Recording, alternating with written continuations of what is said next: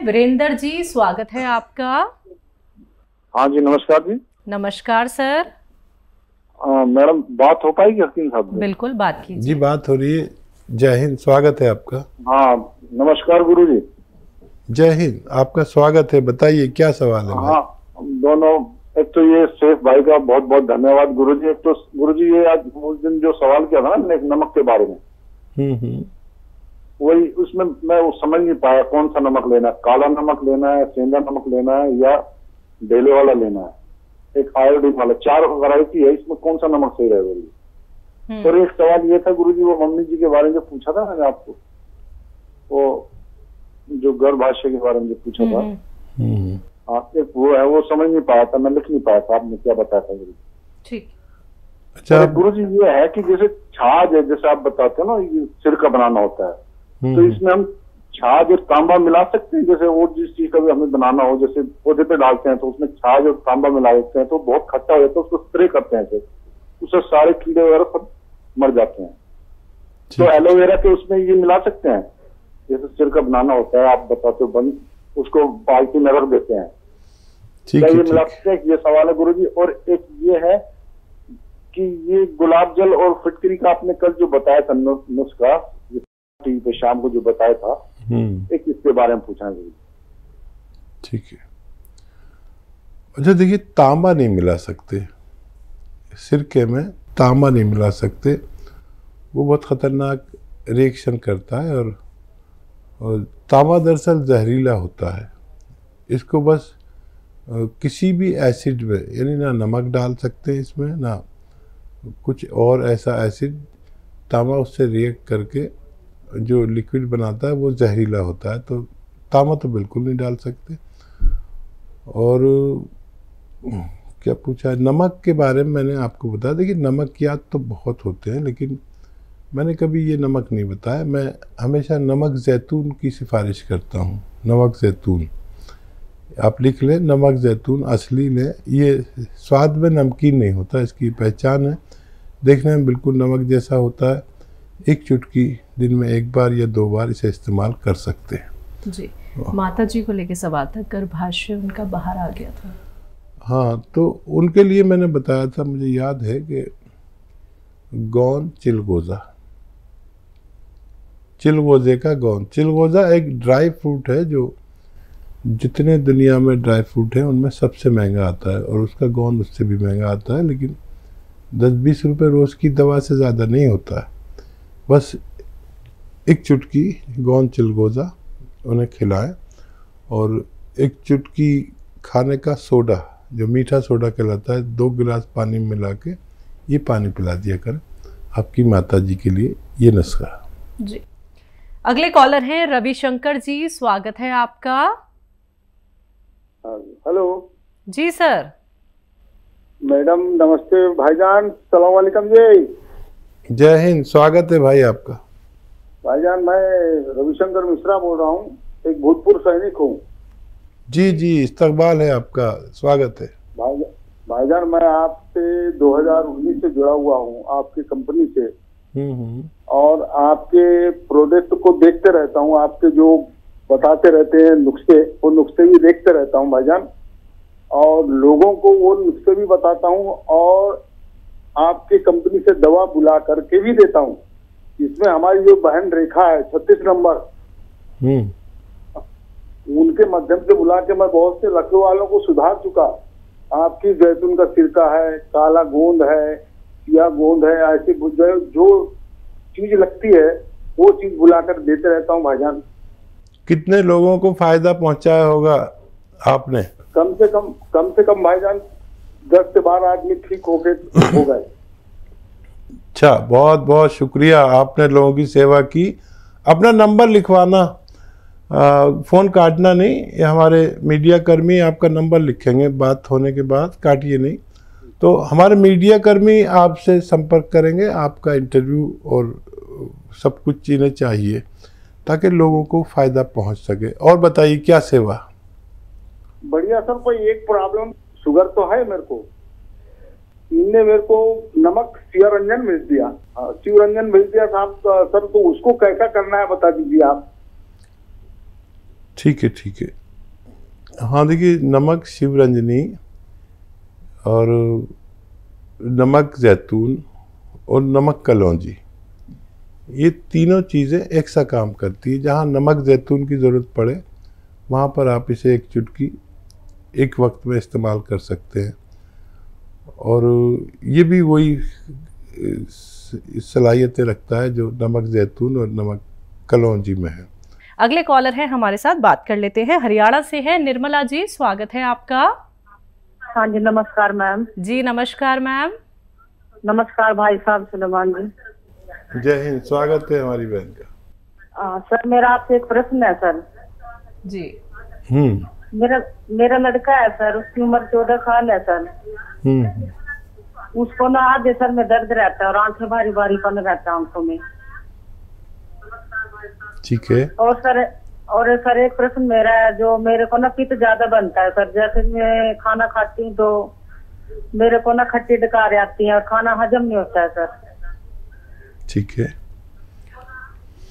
अच्छा देखिए, बच्चे को अगर नज़ला वगैरह रहता है और नज़ला हुआ, खांसी हुई, बलगम हुआ और उसने कोई दवा ले ली एंटी एलर्जिक, तो वो सब कुछ सुखा देती है, नसों में बलगम को सुखा देती है। तो अगर ऐसा होता है तो बलगम निकालने की दवाएं, कफ निकालने की दवाएं डॉक्टर से लें अपने, जिससे आप इलाज कराते हैं, तो वो निकलते ही आपका बच्चा तंदुरुस्त हो सकता है। और इनका सवाल, पित्त ज़्यादा बनता है, पित्त ज़्यादा बनता है, एसिडिटी, कब्ज़, तो देखिए बहुत अच्छा नुस्खा है। सौंठ, जीरा, अजवाइन, धनिया, मेथी का दाना। एक बार और बोलता हूँ, आप लिख लें।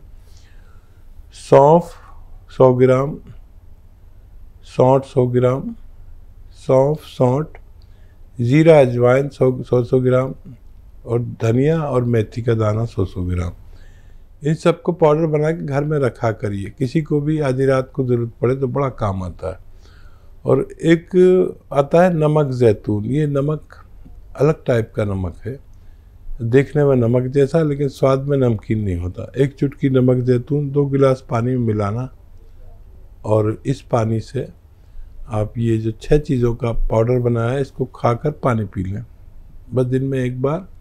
बहुत ही ज़्यादा रोग है तो 2 बार भी ले सकते हैं। वैसे एक ही बार में बहुत फ़ायदा शुरू हो जाता है। आप इस तरह इस्तेमाल करें, फ़ायदा उठाएं। जी।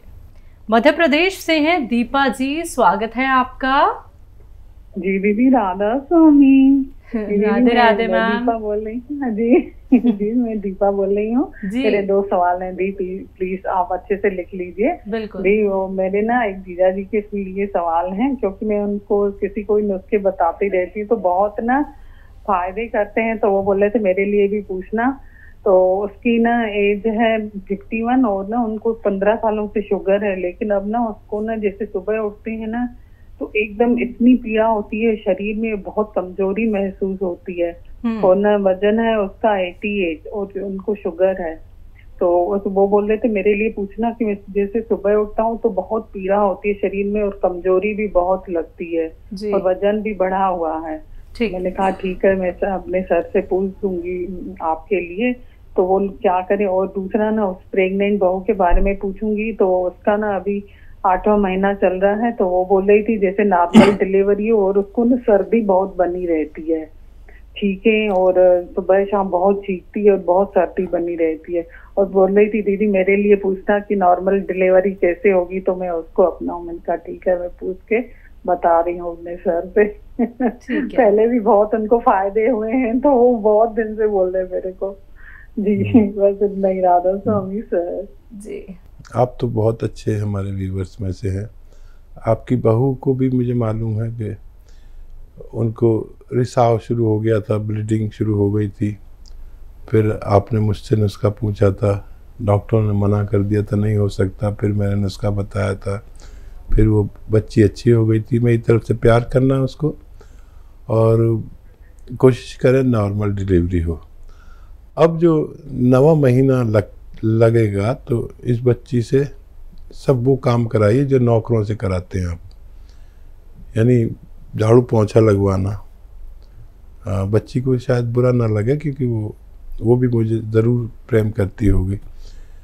और एक कपड़े धुलवाइए ज़मीन में बैठ के, चाहे आपके यहाँ नौकर चाकर हों, मशीनें हों धोने की, लेकिन उससे कराइए जितना भी उससे हो सके। तो ये 2 काम कराना शुरू कर दीजिए उससे। और जब जो डेट डॉक्टर ने दी हो उसकी, उस डेट पर उसको जो बेकार सा गुड़ नज़र आता ना, काला सा पुराना सा बकवास सा, वो गुड़ घर में रखिए। जो डॉक्टर ने डेट दी है उस डेट से 1 दिन पहले ऐसे 50 ग्राम खिलाना, फिर अगले दिन 50 ग्राम या 100 ग्राम खा ले किसी तरह, और खूब पानी पिए। आपकी बच्ची को बहुत नॉर्मल डिलीवरी हो सकती है जी। और जीजा जी के लिए देखिए, आपको तो पता ही है, अगर दर्द है तो गौनसिया देना है, आधा ग्राम देना है, 2 बार देना है या 1 बार भी दे सकते हैं। और शुगर की दवाएं लेते रहें, पैदल ज़रूर चला करें, गर्म पानी ज़रूर पिया करें। और यह तो कौन जामुन आपको पता है, बहुत असरदार है, 1 चुटकी 2 बार दिया करें। खाने से पहले देना बेहतर है।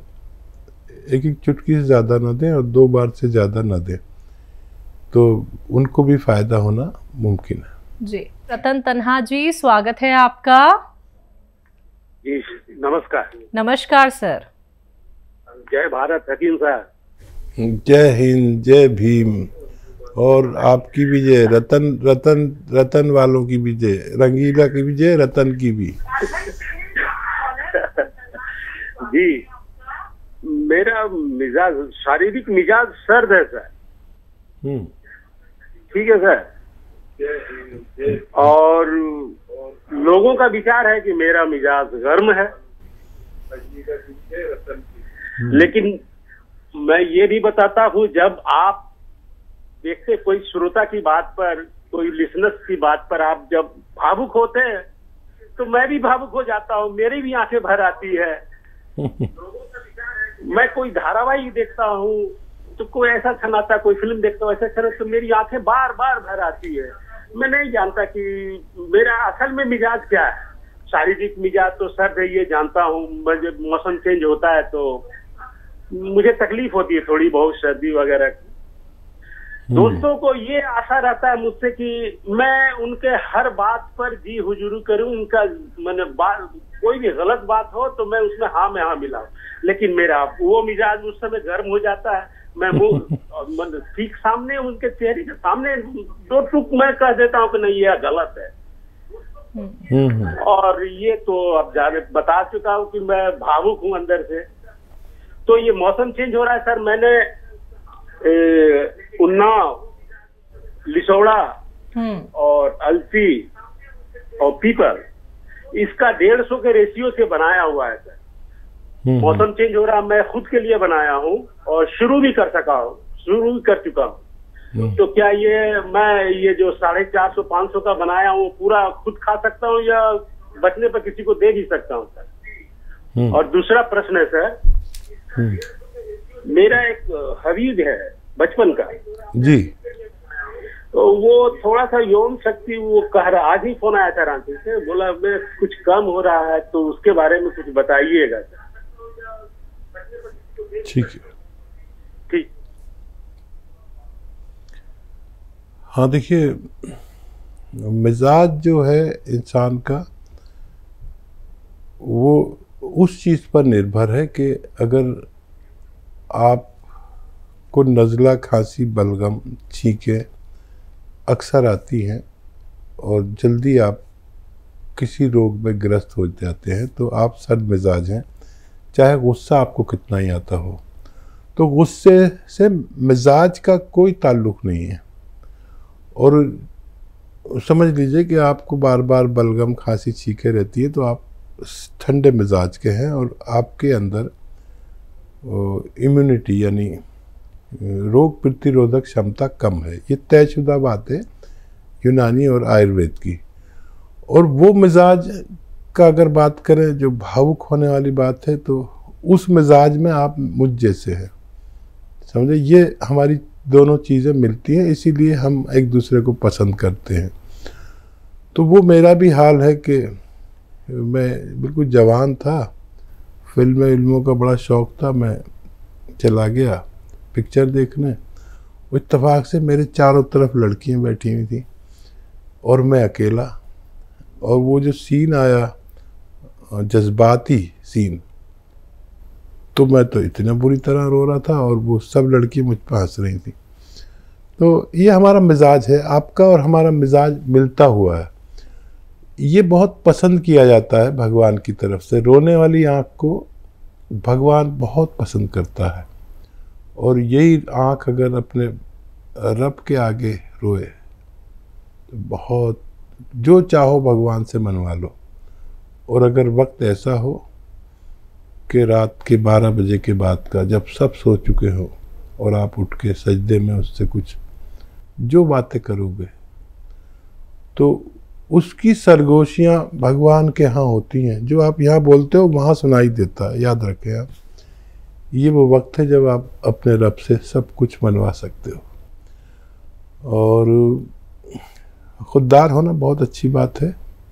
अगर कोई चापलूसी कराना चाहे तो ये मिजाज नहीं है आपका, आप नहीं कर सकते, आप मर जाएंगे, चापलूसी नहीं करेंगे। और एक शेर याद आ रहा है कि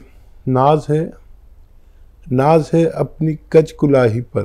कच कुला कहते हैं, पहले वो कुला बांधते थे ना ऐसे, तो वो थोड़ा टेढ़ा होता था, तो उसका एक मतलब होता था कि मैं चापलूस नहीं हूँ, जो टेढ़ा सा बांधते थे। नाज है अपनी कच कुलाही पर, चापलूसी मेरा उसूल नहीं। डूब जाना कबूल है लेकिन मिन्नते ना खुदा कबूल नहीं। मेरे ख्याल से इनके सब सवालों के जवाब दे दिए मैंने। एक सवाल रह गया है, उन्नाव लिसोड़ा अलसी वाला एक नुस्खा बनाया इन्होंने जी, वो आप इस्तेमाल कर सकते हैं, वो इस्तेमाल करिए। किसी को देना हो तो दे भी सकते हैं, फिर दोबारा बना लेना। आपका तो मिजाज है लोगों की खिदमत करना, कितने लोगों को आप अच्छा कर चुके हैं।